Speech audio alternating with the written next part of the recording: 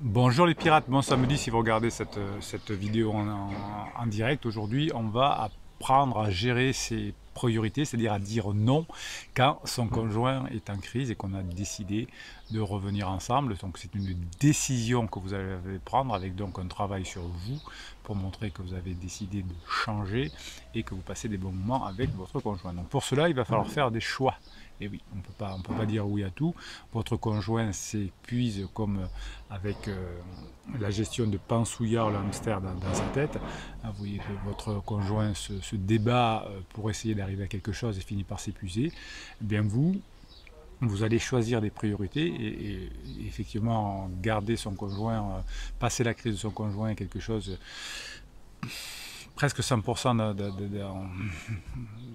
dans les quelques mois où ça se passe, c'est 100% du temps où je vais me consacrer à la gestion de la crise, c'est-à-dire que protéger mes enfants, vérifier que le conjoint est en down et je laisse tranquille et je bosse sur moi pendant ce temps, et quand c'est en up, d'y aller à fond. Donc on est pratiquement à fond dans le truc, donc on va apprendre à dire non, et votre conjoint qui se disperse au fur et à mesure perd pied au fur et à mesure. Il faut dire que la société exhibe souvent le mythe selon laquelle on peut jongler avec beaucoup de priorités, que l'on peut être multitâche, que l'on peut faire beaucoup de choses dans la vie, mais évidemment ça ne mène pas à grand chose.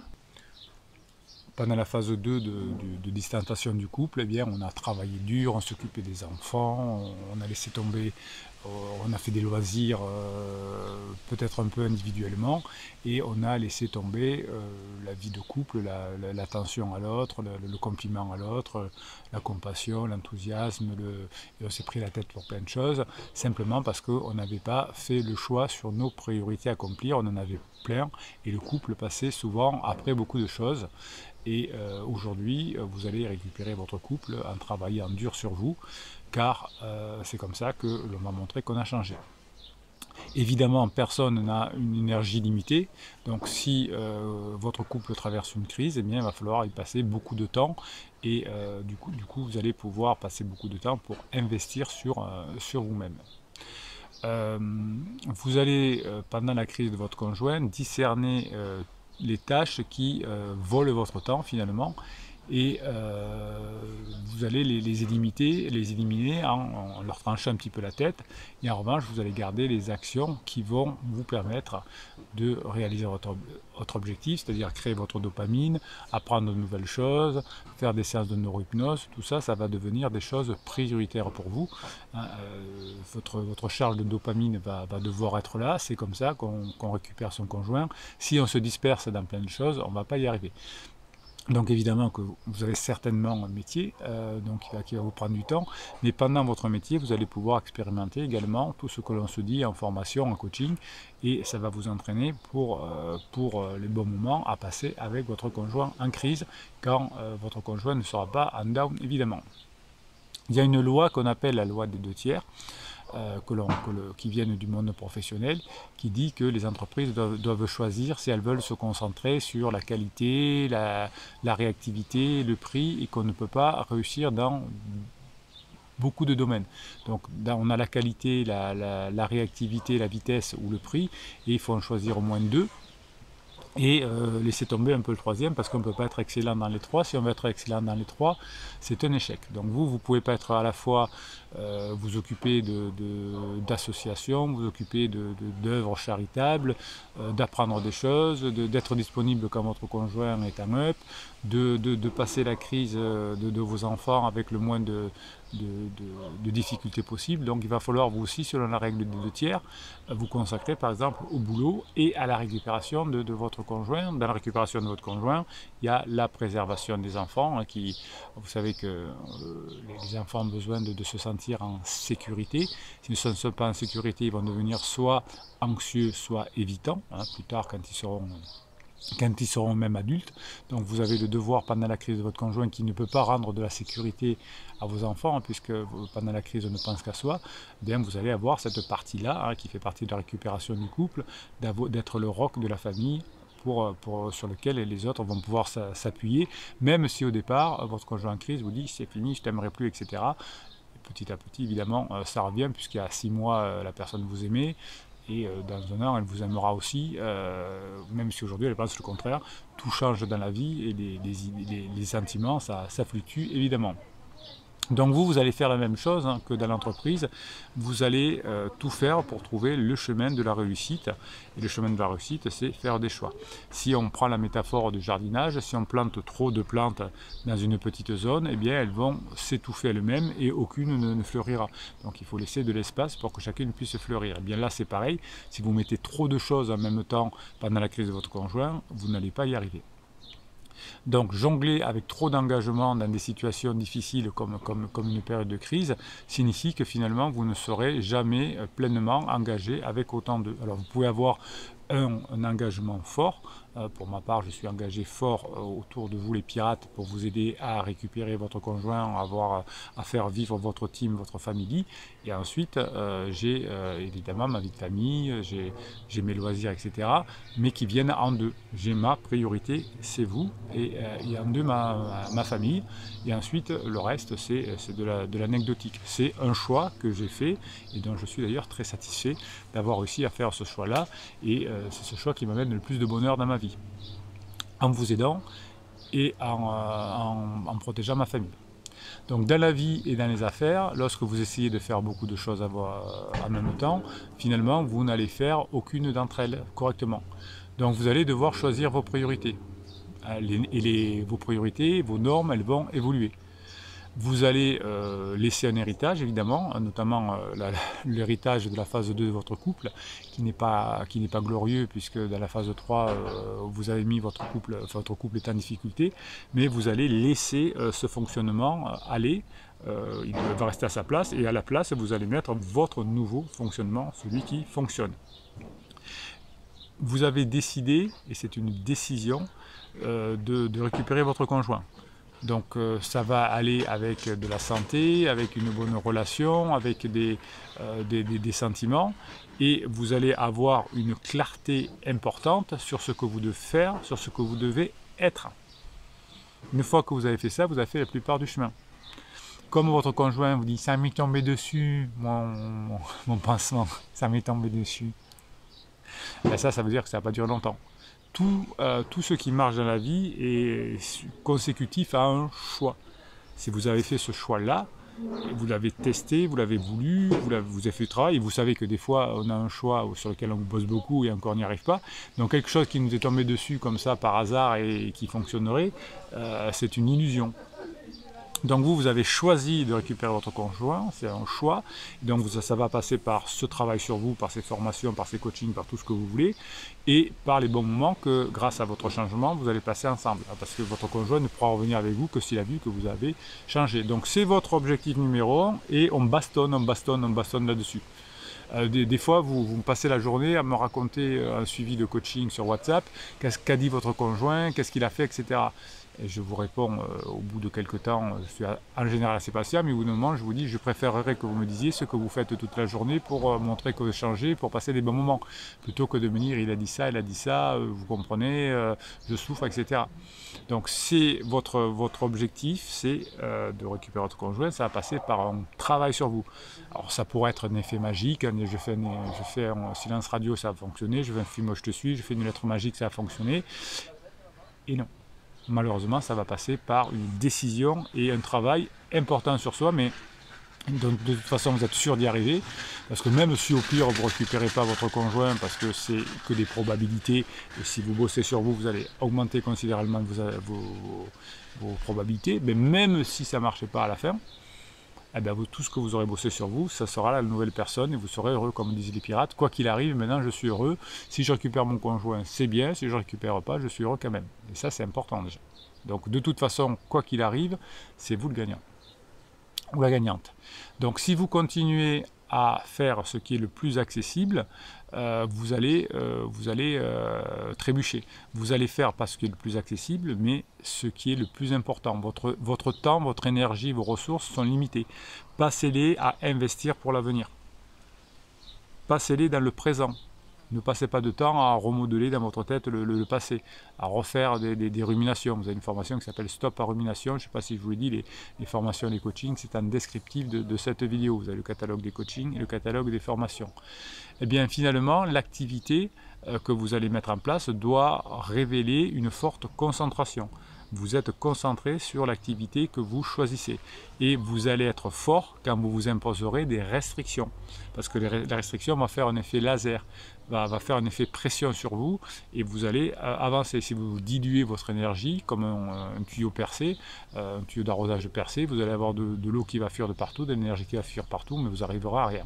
Donc lorsque vous allez être impliqué dans votre travail autour de la team des pirates, autour de la famille des pirates, eh bien, vous allez vous concentrer sur votre réussite. Si vous cumulez 2 emplois, si vous voulez faire, vous avez des enfants, vous essayez un peu de récupérer votre mariage, mais vous ne perdez pas vos copains, mais vous voulez continuer à voir la famille, etc., les parents, les cousins, etc., tout ça, ça va faire trop. Il va falloir faire des choix. Évidemment, quand on a 20 ans, qu'on est un parent célibataire, on peut travailler, sortir le soir, c'est pas un problème. D'abord, on récupère plus vite et on a que ça à faire. Quand vous êtes dans votre situation avec un conjoint en crise, avec souvent une famille à gérer, eh bien, si vous voulez tout avoir, vous vous retrouverez avec rien. C'est pour ça que la seule concentration, c'est sur votre travail. Hein. Il vaut mieux être finalement un niais mais sage, hein, qui a fait pousser une plante, qui apprécie les produits de la vie et qui fait des choses, plutôt que quelqu'un qui va dans tous les sens, qui n'y arrive pas. Dans la religion chrétienne, le Christ a modelé une philosophie en accomplissant quelques miracles sans se laisser entraîner par les critiques qui l'entouraient. Donc il est également pour vous acceptable de poursuivre des passe-temps, hein, faites du sport, allez courir, rigoler avec des copains, mais quand vous voyez des copains ou des copines ou des amis, ne leur parlez pas de votre couple, c'est pas le lieu, vous voyez vos amis non pas pour parler, sinon vous avez des coachs pour ça ou des psys pour ça, mais pour passer des bons moments, du bon passe-temps, pour vous réconforter, pour vous nourrir une bonne relation. Eh bien vous allez choisir 3 choses et vous allez les marquer de soutien en commentaire vidéo, 3 choses seulement que vous allez faire, sur lesquelles vous allez vous concentrer pour récupérer votre conjoint. Et pour le reste, vous apprendrez à leur dire non, parce que vous ne pouvez pas tout faire. Voilà. Donc essayez de trouver 3 choses à faire essentielles et vous me bastonnez dessus, hein, pour montrer le but, encore une fois, c'est pour revenir ensemble, montrer que vous avez changé et que vous passez des bons moments. Donc il y a 3 choses là-dessus que vous allez choisir et qui vont vous amener à cet objectif-là. Pas mal, hein? Bien. Allez, on va regarder quelques mèmes que vous m'envoyez toute la journée sur WhatsApp et que je vous mets sur votre ressource documentaire. Ça se passe sur l'application Telegram et c'est un canal qui s'appelle le canal Bruno Marchal. Et je vous mets toutes les ressources de pirates que vous m'envoyez, je vous les mets sur Telegram et vous vous régalez. Juste après, je vous fais le mini coaching, vous le kiffez aussi. Allez, ne donne pas la peine de démentir un menteur, le mensonge n'a jamais fait de tort à la vérité. Ne donne jamais la peine de démentir un menteur, le mensonge n'a jamais fait de tort à la vérité. Voilà. Donc vous êtes dans la réalité des choses, vous êtes dans une team scientifique, et donc vous continuez à avancer. Personne n'est plus détesté que celui qui dit la vérité. Je crois que c'était Platon, ou Guy Béard, je ne sais pas, c'est Platon à l'origine. Oui, en tout cas, vous ne vous détestez pas quand vous dites la vérité, et vos enfants non plus. Le mensonge et la tromperie ne durent jamais, tout se dévoile autour du temps, et la confiance meurt alors. Oui, et c'est effectivement beaucoup de mensonges et de tromperies qui abîment la relation, et c'est beaucoup de bons moments passés ensemble qui la rétablit. Voilà, donc à vous de passer des bons moments ensemble. Parfois une photo vaut mieux que 1000 mots. Il y a un couple qui se marie avec un vieux monsieur et une jeune dame, et derrière il y a une belle vache avec des superbes cornes et qui arrive sur la tête du monsieur. Donc c'était de l'humour, rire en vrac, effectivement. Parfois une photo vaut mieux que 1000 mots, effectivement. L'avantage avec les gens qui ont emballé dans le c'est qu'on n'a pas besoin de faire le ménage derrière eux. Oui, c'est vrai que les conjoints en crise, ils se disent mais rentre, non, il faut crisper, c'est un signe qu'ils sont bien dans leur vie. Waouh, ils sont épanouis, heureux. Non. Oh, arrêtez de vous moquer de vos criseux, les pauvres. Moi aussi, j'étais en crise à un moment donné, on n'est pas drôle quand on crie. Tiens ton nez, je l'ai trouvé dans mes affaires encore une fois. Donc ça c'est pour les pirates les criseux qui fouillent dans vos affaires. Hein. Tiens, j'ai retrouvé ton nez. Changer, ce n'est pas faire de grandes résolutions, mais des petits pas. Là oui, ça c'est une piratesse qui me l'a envoyé. C'est un panneau qu'elle a trouvé, je crois que c'était sa boulangerie ou enfin un commerce à côté d'elle, qui a mis une ardoise devant en marquant changer, ce n'est pas faire des grandes résolutions, mais des petits pas. Et oui, c'est bien. Voilà, bravo. Moi j'adore. Quand on est d'accord avec les commerçants.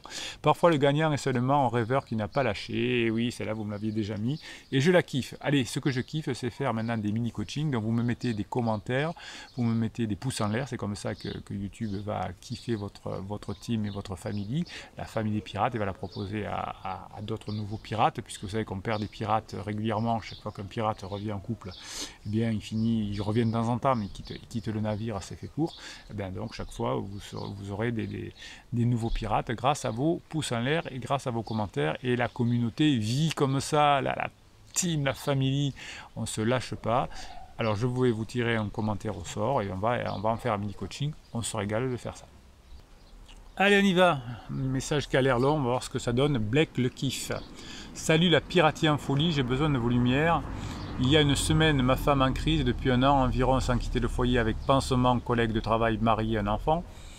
Bizarre, hein, très très bizarre. Hein. Un pansement au travail qui nous est tombé dessus. Vous voyez que vos conjoints ont tous le même fonctionnement, où il y a des petits détails. Non avoué cependant, c'est juste platonique. Hein, c'est juste platonique. Oh, on parle, on fait du bien. Donc ça veut dire que c'est non avoué. M'a sollicité pour discuter, savoir où j'en étais, qu'est-ce que je pensais de la séparation. J'ai botté en touche en lui disant que ce n'était pas mon objectif de divorcer, que voilà, très bien vu, on en reparlera après l'été tranquillement. Rebelote aujourd'hui, ça sent la pression de pansement, il faut que tu clarifies ta situation parce que moi ça j'en peux plus, etc. Elle veut qu'on parle car elle n'en peut plus, qu'elle n'y arrive plus avec moi, elle ne me supporte plus la situation, qu'elle ne veut pas que je fasse d'illusions, a besoin de prendre du recul pour se retrouver. C'est les mots, presque aux mots près que traversent toutes les personnes en crise. Il faudrait donner des cours aux criseux pour qu'ils soient un peu plus originaux, hein, et qu'ils finissent aussi pas tous dans l'épuisement, parce que c'est saoulant quand la totalité ou la quasi-totalité des personnes en crise finissent par un épuisement. Donc j'ai proposé un petit repas demain midi. Alors, demain midi ça faisait un peu tôt parce que c'est tendance, des fois ça dure plusieurs jours, plutôt la semaine prochaine. La prochaine fois, poser la semaine prochaine, proche de son travail, ce qui me laisse le temps d'y réfléchir tranquillement. Bon, c'est demain, c'est un peu tôt, mais c'est fait, hein, c'est mieux que rien. Cependant, je ne vais pas pouvoir botter en touche éternellement si elle veut vraiment se barrer. Ah non, si elle veut se barrer, vous ne pourrez pas botter en touche. Pour l'instant, elle ne veut pas se barrer, elle veut discuter. Quelqu'un qui veut se barrer, il ne discute pas. Il dit je m'en vais. Quelqu'un qui veut discuter, il faut qu'on parle, est-ce qu'il ne veut pas partir? Ah ben oui, pas comme Bruno, j'avais pas pensé. Comme je sais que c'est du classique, j'aimerais bien voir que les pirates me donnent leurs avis. En effet, j'espérais que la relation avec pansement soit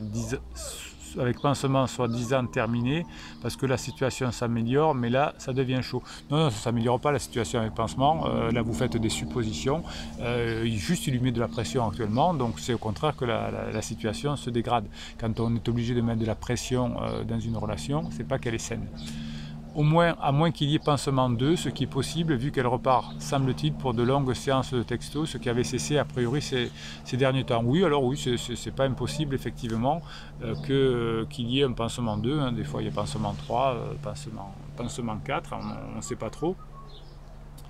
Oui, vous voyez, vous êtes quelque chose de traditionnel, et chaque fois qu'il y a un coup de pression de pansement, on veut parler, on ne veut pas trouver des solutions, on veut parler pour dire à pansement, on a parlé. Oh, mais très têtu mon mari, mais on a parlé. Dites-lui quelque chose, le secret c'est de dire quelque chose qu'on peut dire ensuite à pansement, du type on en reparlera dans 3 mois après l'été, ça les satisfait souvent. Ouais, mon mari il a dit qu'on en reparlerait, à condition qu'il y ait un parce que c'est mieux pour les enfants, parce que le marché immobilier, etc. etc. Patricia répond, incroyable ces criseux qui ne peuvent faire sans notre accord, bien sûr qu'ils peuvent, bien sûr, si vous voulez vraiment partir, ils ne vous demanderaient pas votre accord, bien sûr qu'on peut partir. Quand on tourne autour du pot, c'est qu'on ne veut pas partir. Tu l'écouteras même si ça agace ou perturbe criseux, il ne faut répondre que 6 questions, et tu ne pourras pas répéter ce que tu as déjà dit. C'est ça un rock, oui, vous répétez la même chose. Écoute, pour le moment je ne suis pas prêt, on en reparlera dans quelques temps, je suis en train d'y réfléchir, je regarde ça. Et alors faut pas donner un nom définitif parce que ça crée une pression, ça crée finalement une propulsion vers l'extérieur. Il faut dire c'est un processus, on est en train d'y réfléchir, etc. Et le processus il changera dans votre sens éventuellement quand ce sera le bon moment. Skylar répond idem Patricia, c'est juste ce qu'elle dit. Après, si elle veut vraiment se barrer ou divorcer, elle le fera peut-être, mais tu n'auras pas mis le pied à l'étrier, non, pas de propulsion. Et puis, ça n'arrive régulièrement pas souvent, donc pas de panique. Non, ça n'arrive pas souvent, effectivement. Merci les amis pour vos conseils, dit Blake. Vous me donnez une patate de ouf pour demain. Criseuse aura l'abbé Pierre en face, tellement je vais rayonner. Encore des conseils des pirates, merci. Sylvie qui a récupéré son conjoint, donc vous pouvez faire confiance à Sylvie aussi. Et Sylvie c'est une pirate qui reste. Alors bien évidemment, quand on a récupéré son conjoint, le couple n'est pas parfait et il y a des petits rebonds à la fin. Voilà, Sylvie revient vous aider. Blake, si elle veut partir, qu'elle parte, elle n'a pas besoin de ton autorisation, c'est une grande fille, non. Toi, tu ne mets juste pas de propulsion et tu lui indiques que ce n'est pas hop, ce que tu souhaites. Ouais, ben, très bien. Très bien. Voilà. Vous voyez que les pirates, vous avez des avis très mûrs, très réfléchi et c'est pour ça que vous multipliez les chances effectivement de revenir ensemble à la fin de la crise de votre couple. Vous avez bien bossé, continuez à bosser. Moi je fais ma part de boulot, je vous fais des vidéos, je vous fais des formations, je vous fais des coachings pour vous aider. Et vous devenez la meilleure version de vous-même et vous récupérez votre couple. C'est gagnant-gagnant. Allez, mettez-moi des pouces en l'air, des commentaires pour que YouTube kiffe encore plus la team, la famille pirate. Oui, ensemble on est plus fort et c'est pour ça qu'on réussit nos objectifs. Allez, Bruno Marshall, il vous dit à très bientôt et si vous regardez cette vidéo en direct, passez un bon week-end.